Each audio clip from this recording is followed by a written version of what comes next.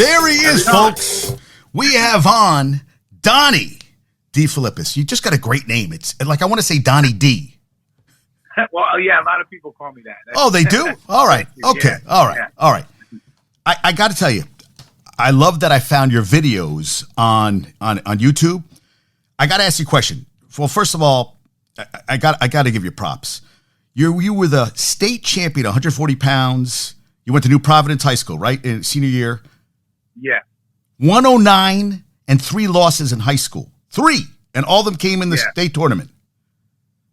Right. Yeah, they were all in the state tournament, twice in the finals and once in the quarters. But thank you, I appreciate that. But back then, back then they didn't wrestle as many matches, and really like the season, the conference schedule and everything was not as competitive as it is nowadays. Nowadays, it's I think a lot more competitive. But yeah, my only 3 losses were in Atlantic City. Yeah, so it's nice that you just push down your accomplishments. Like, I'm going to belittle myself a little. I don't want to pump myself up too much, but what it wasn't what it is now. But now you also said, I don't know if you can remember this, but you got interviewed after the match and you said you pulled ligaments in your thumb, so that was shot. Yeah. And you think you might have broke your ankle. So I'm thinking, did he break his ankle?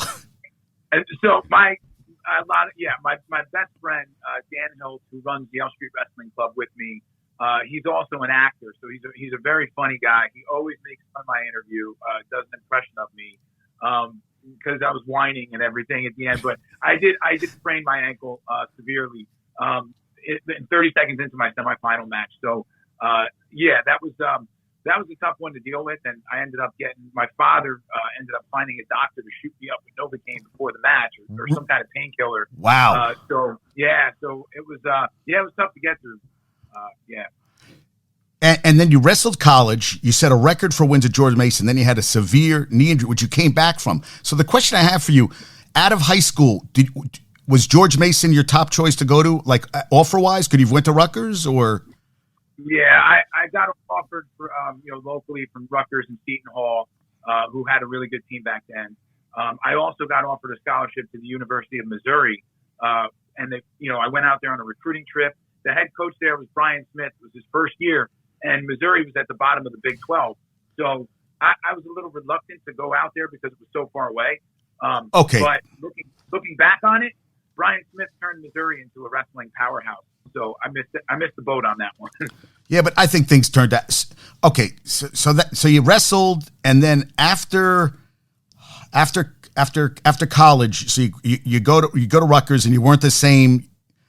You said that it was a severe knee injury that you came back from, and that you. Yeah. Go ahead. No. That's what. Yeah. So. Yeah. So I was winning. I was top 12 in the country my freshman year, Division I. And coming out of George Mason, that wasn't really a normal thing to see. Usually freshmen that make it that far in the NCAA tournament are from the bigger, well-known programs. Right, like Big Ten. So I kind of surprised some people. And then my sophomore year, I took second at the Midlands, and I was ranked 5th in the country all year. And I was seeded 5th at the NCAAs. I lost in the pre-quarters to a 3-time All-American from Lock Haven in a close match. I shouldn't have lost that match. It sent me back to the wrestlebacks. I beat a 2-time All-American from Indiana.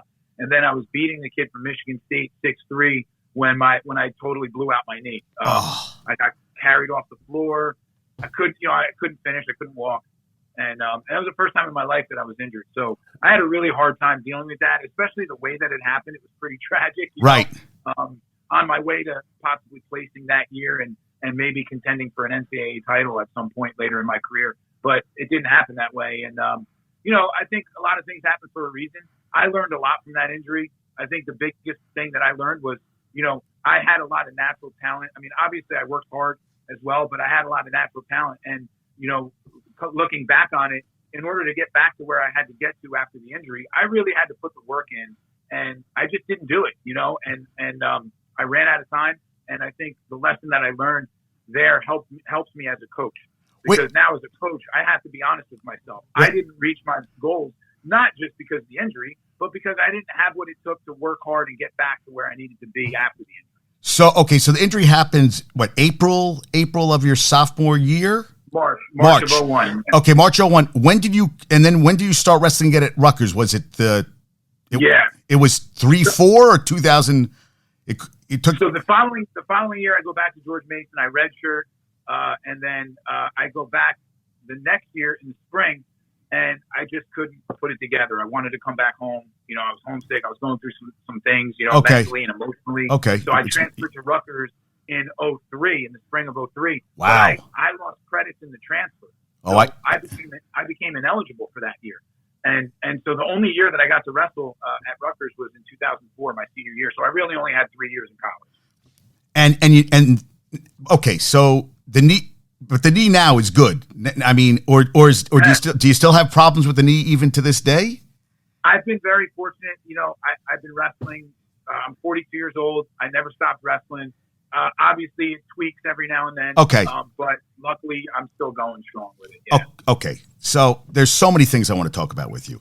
I mean, okay. So you're a cop, police officer. I don't know police officer.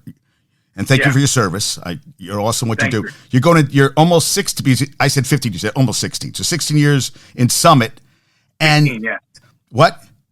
16 years in September. Yes, I'm going 16.